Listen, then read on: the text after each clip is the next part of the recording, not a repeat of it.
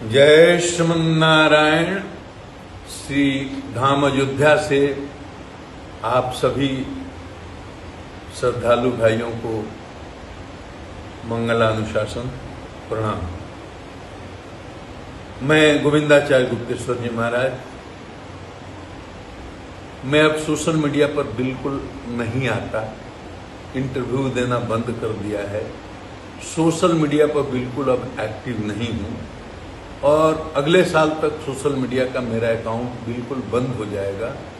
संभवतः फोन रखना भी अगले साल से बंद कर दूंगा। मुझे समय नहीं रहता। अभी तो दिन में 12 से 3 बजे तक 3 घंटे के लिए मेरा फोन खुलता है, बाकी समय में फोन अपने पास रखता नहीं। बहुत लोगों ने कल से लगातार फोन किया और सोशल मीडिया के बहुत सारे क्लिप्स भेजे। वो भरत भूषण तिवारी जो बिलौटी के हैं, आरा के, उनके इनकाउंटर के संबंध में। अब उसी मिट्टी में पला हूं, उसी मिट्टी में बढ़ा हूं, वहीं जवान हुआ हूं। शाहबाद की मिट्टी का मेरे ऊपर कर्ज है। बहुत लोगों का दबाव पड़ा। इस बारे में आपको कुछ बोलना चाहिए। सारी बातें आप सुन चुके हैं, सोशल मीडिया पर देख चुके हैं। उन बातों को मैं दोहराना नहीं चाहता। 2 मिनट में अपनी बात रखना चाहता हूं। मेरा प्रश्न ये है, क्या बिलौटी का भरत भूषण तिवारी अपराधी था? उसकी आपराधिक पृष्ठभूमि है? क्या वो चोर था, डाकू था, लुटेरा था, हत्यारा था, अपहरण करने वाला था, रंगदारी वसूलने वाला था, भ्रष्टाचारी था, अत्याचारी था, स्मगलर था, आतंकवादी था, नक्सलवादी था, राष्ट्रद्रोही था, समाजद्रोही था? इसका जवाब क्या है? इसमें से वो कुछ नहीं था। वो तो स्थानीय लोगों की समस्याओं को लेकर के, उनकी आवाज बन करके प्रशासन और सरकार तक पहुंचाने वाला एक पागल मस्ताना दीवाना योद्धा था। मुझे तो ये देख समझ करके ही महसूस हुआ, ठीक है, जवनिया गांव के विस्थापितों को लेकर के समस्या थी, उसके लिए वो संघर्ष कर रहा था।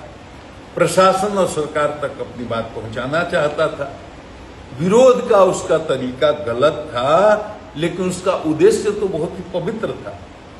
तो अपने लिए तो उसने कभी कोई मांग नहीं की, न प्रशासन से न सरकार से। वो तो आम लोगों की व्यवस्था से जो तकलीफें हैं, उन तकलीफों के लिए प्रशासन से, सरकार से मांग कर रहा था। तो व्यवस्था को गाली देना, पुलिस को गाली देना, क्या इतना बड़ा अपराध है कि उसके लिए किसी को गोली मार दी जाए? और जिला पुलिस प्रशासन ने जो प्रेस को अपनी विज्ञप्ति एक जारी की है, एक पत्रकार ने आरा से मुझे भेजा था, मैंने उसको देखा। उसमें भी ये नहीं बताया गया है कि एक बहुत बड़ा अपराधी था। उसमें ये बताया गया है कि वो मानसिक रूप से विक्षिप्त था। अब मानसिक रूप से विक्षिप्त था तो उसका कहीं इलाज भी चल रहा होगा, प्रशासन को इसका प्रमाण भी होगा। मुझे लगता है, जितना सोशल मीडिया का क्लिप मैंने देखा है, कि फ्रस्ट्रेशन के कारण इमोशनली अनबैलेंस्ड हो गया था। उसको चालू भाषा में आप विक्षिप्त भी कह सकते हैं। लेकिन एक बात है, उसे गोली क्यों मारी गई? मैंने उसके हाथ में रिवॉल्वर देखा, पिस्टल देखा, तो बताइए ये कौन सा हथियार है? उसके साथ कोई गिरोह नहीं था, कोई गैंग नहीं था, कोई अत्याधुनिक हथियार नहीं थे। अकेला था, एक पिस्टल थी। कितनी गोली उसके पास थी? उससे कितनी गोली बरामद हुई? और जो पुलिस वाले अत्याधुनिक हथियारों से लैस थे, जो घेरे हुए थे, उनसे उसकी दूरी कितनी? मुझे तो देखने से लगता है 200 मीटर से ज्यादा की दूरी पर थे ये लोग। और किसी भी पिस्टल की मारक क्षमता कितनी दूरी तक होती है? अगर वहां से वो गोली भी चलाए तो क्या 200-250 मीटर की दूरी पर जो पुलिस वाले खड़े हैं, वो गोली उनका नुकसान कर पाएगी? तो जो पुलिस के लोग हैं, जिनकी ट्रेनिंग हुई है, जिनका प्रशिक्षण हुआ है, वो इस बात को अच्छी तरह जानते हैं कि 30 मीटर तक ही उस गोली की मारक क्षमता होती है, इससे ज्यादा नहीं। तो कौन सा खतरा था, और खतरा अगर मान ले भी कि था तो उसने हथियार फेंक दिया, उसने सरेंडर किया, उसने ये भी कहा कि हमारे साथ कोई छल नहीं होना चाहिए। अब जब तक उसके हाथ में पिस्तौल थी तब तक हम खतरा मान भी लेते हैं। आप सेल्फ डिफेंस में गोली चलाते तो चलिए, एक बहाना भी था, लेकिन जब उसने हथियार फेंक करके आत्मसमर्पण कर दिया, निहत्था हो गया, तो ऐसा कौन सा खतरा पुलिस बल पर आ गया कि अत्याधुनिक हथियारों से उस पर गोलियों की बौछार की गई, उससे गोली लगी। तो ये क्या है? राइट ऑफ प्राइवेट डिफेंस, ये है क्या? कानून को जानने वाले ये बताएंगे। तो ये प्रश्न उठता है कि हथियार फेंकने के बाद गोली किसने चलाई, किसके आदेश पर चलाई, कौन उस टोली का नेतृत्व कर रहा था? ये सब लोग हत्या के दोषी हैं। प्रथम दृष्टया ये पुलिस मुठभेड़ इनकाउंटर का, जेन्युइन इनकाउंटर का मामला नहीं लगता।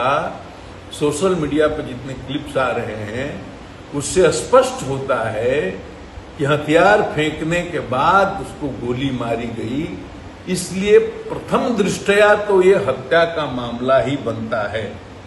मेरा विचार जानना चाहते थे तो मेरा विचार ये है कि FIR होना चाहिए, गिरफ्तारी होनी चाहिए, SIT बनाकर एक माननीय उच्च न्यायालय के माननीय न्यायाधीश की निगरानी में इसका अनुसंधान होना चाहिए और इसका स्पीडी ट्रायल होना चाहिए। सारे दोषियों को सजा होनी चाहिए, विभागीय कार्रवाई प्रारंभ करके उनकी बर्खास्तगी की कार्रवाई भी होनी चाहिए। और सारी बातों में DGP को या मुख्यमंत्री को गाली देने से कोई फायदा।